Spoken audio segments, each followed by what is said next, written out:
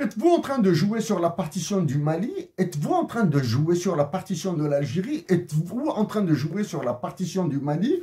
La partition de la Libye est acquise. Ça, c'est depuis 2015, depuis 2016 que je le dis. Mais vous êtes en train de jouer sur la partition de ces trois pays maintenant. Mali, Niger, Algérie. Je vous le dis et je le répète, que vous avez créé un Kosovo et un Donbass dans le sud de l'Algérie, dans le nord du Mali et dans le nord du Niger. Vous avez créé un Donbass et un Kosovo. C'est vous, Emmanuel Macron. Maintenant, pour vous montrer agréable, vous avez organisé la série de conférences dont j'ai parlé au début. Sharm el-Sheikh, la COP27, la paix à Paris, l'OIF à Tunis. Et vous êtes servi par des anciens et même les actuels dirigeants qui sont à votre botte, africains, hein, je parle des dirigeants africains. Puisque maintenant les États-Unis d'Amérique ont l'argent nécessaire, ont l'armée nécessaire, ont l'organisation nécessaire, l'organisation et le réseau d'organisation nécessaire qui sont chapeautés par l'USAID. United States Agency for International Development. L'USAID. Qu'est-ce qui vous reste? Conférence de la paix sur Paris? Non. Vous avez fait la conférence sur la paix à Paris pour préparer des coups d'État en Afrique. Vous allez les justifier. Vous avez organisé la conférence sur la paix à Paris pour justifier les futurs coups d'État. Sous le motif fallacieux et funeste que l'Afrique a besoin d'une meilleure gouvernance. Donc, vous êtes en train de préparer des coups d'État en Afrique et vous êtes en train de piloter des coups d'État en Afrique. Vous êtes en train de préparer, vous, Emmanuel Macron, je vous le dis comme ça, je dis bien vous, Emmanuel Macron, vous êtes en train de préparer des assassinats ciblés en Afrique du Nord, dans vos colonies toujours, pas anciennes colonies, dans vos colonies actuelles. Même actuellement, elles sont des colonies. Vous êtes en train de préparer des assassinats ciblés. Et vous êtes en train de préparer quoi? La partition des pays, avec des coups d'État, des assassinats ciblés, une justification pour une recolonisation militaire de l'Afrique, de vos anciennes colonies, et le maintien de votre mainmise sur les ressources naturelles africaines.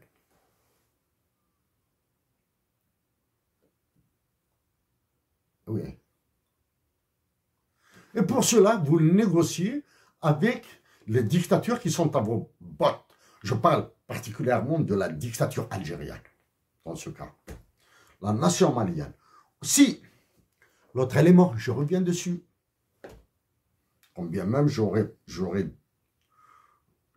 aimé l'aborder. Je l'ai abordé d'un point de vue un formalisme plus rigoureux, là. Le maintien du franc CFA. Maintien du franc CFA. L'étranglement de ces pays avec le franc CFA que doit rejoindre le dinar algérien. Bientôt, je parlerai du dinar algérien.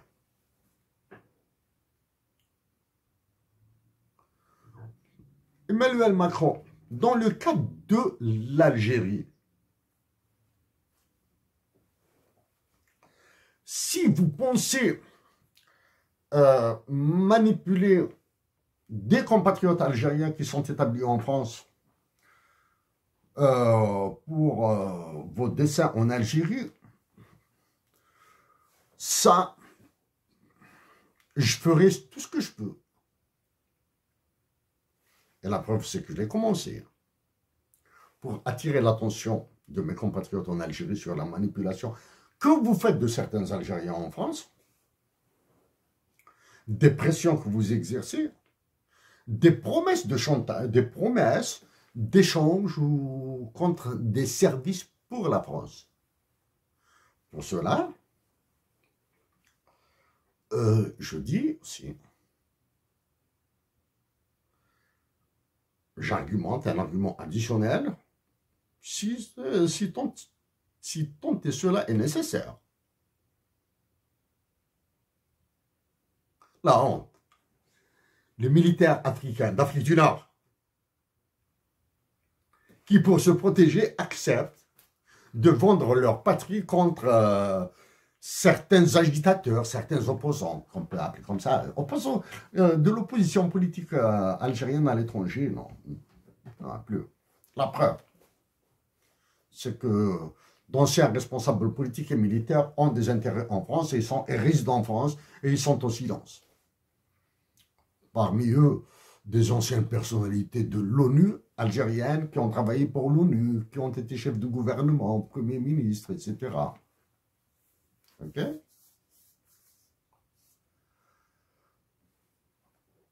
Sir Emmanuel Macron, j'avais, comme je vous l'ai dit,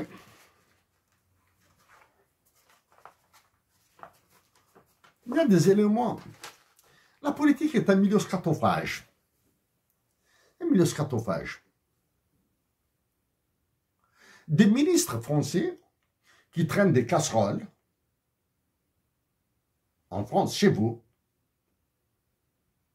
qui sont en fonction dans votre gouvernement, partent assez souvent en Algérie.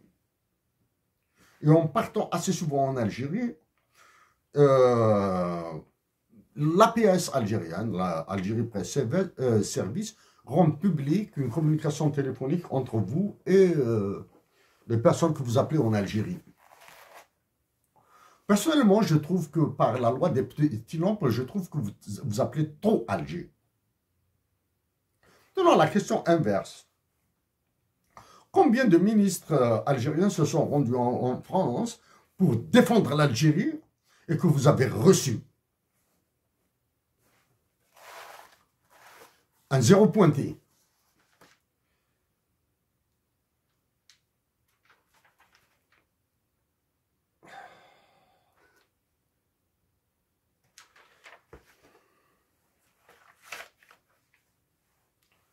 Emmanuel Macron. Pour aujourd'hui, sur ce bilan de fin d'année, je vous rappelle, uniquement pour arrêter là,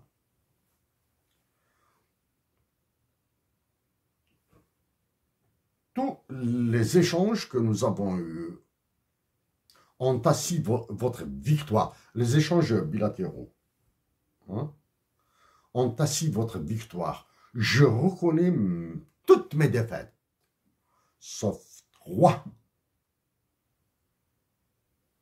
3. Ce ne sont pas des défaites.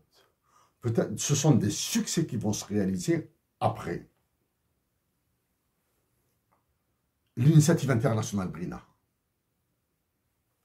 J'ai dit, je le répète, que la CEDEAO, l'UEMOA, l'UMOA sont des organisations terroristes et personne ne m'a contredit. 3. Que j'ai dit que la France n'est pas la patrie des droits de l'homme, n'a pas été la patrie des droits de l'homme, n'est pas la patrie des droits de l'homme et ne le sera jamais. Ça, c'est une victoire. 4. J'ai participé et je continue à participer à maintenir l'intégrité du territoire algérien complète, l'évitement de tout effondrement de l'armée algérienne. Et ça, je continue à supplier mes compatriotes algériens d'être solidaires avec les soldats algériens et les officiers subalternes, pas les généraux que vous êtes en train de manipuler, pas les généraux qui ont peur, des généraux, grade de général avec des médailles, avec des trucs, etc., et qui sont incapables de remettre en cause, de poser la problématique de l'article 6 de l'OTAN. C'est pour cette raison que je continuerai à les appeler, à dire d'eux que ce sont des généraux par délégation de grade, par délégation de pouvoir. Ce sont des généraux par délégation de pouvoir et de grade de l'armée française et de l'armée de l'OTAN.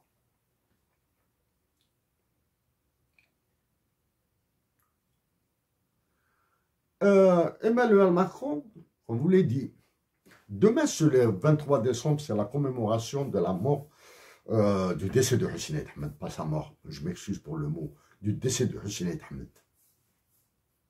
Mais je pense aussi à la mort atroce de Halim Sili.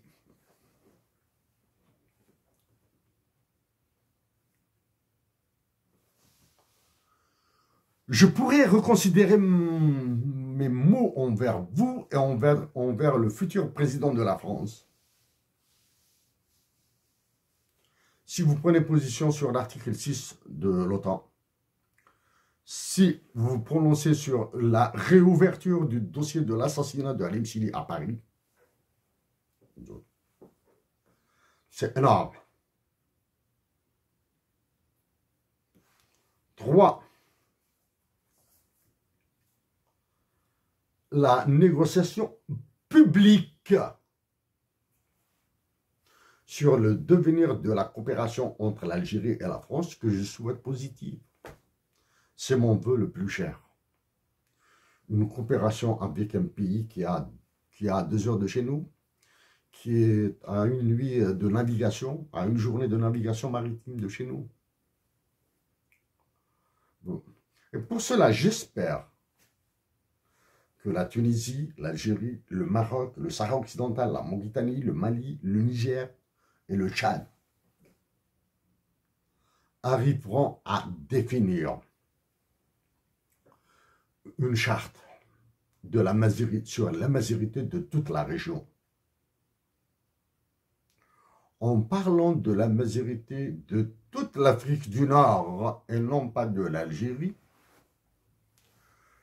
je dois dire des mots sur la coalition du mouvement Azawad et l'accord d'Alger de 2015. Je dois redire des mots. Il commence à être rediscuté, à être remis en cause et à être rejeté. Rejeté par les populations. L'accord d'Alger de 2015, certains se sont évertués à parler du TDR qui est contenu dans l'accord d'Alger de 2015. J'en ai parlé. Je suis tanné, je suis fatigué de redire ces mots-là. Je crois que c'est possible de mettre un DDR dans le milieu infesté. Emmanuel Macron, allez-vous instrumentaliser le terrorisme encore une fois? Vous, je dis bien Emmanuel Macron, vous en tant que président de la France, vous en tant que personne, allez-vous instrumentaliser le terrorisme encore une fois en Afrique du Nord? L'échec de l'ONU,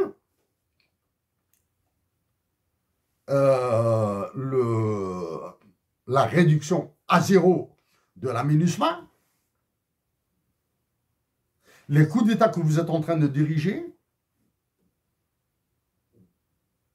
en Afrique.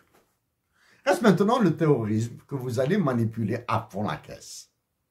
La meilleure preuve de la manipulation du terrorisme, c'est ce qui se passe au nord du Mali, c'est ce qui se passe au nord du Niger, c'est ce qui se passe dans le sud de mon pays, l'Algérie.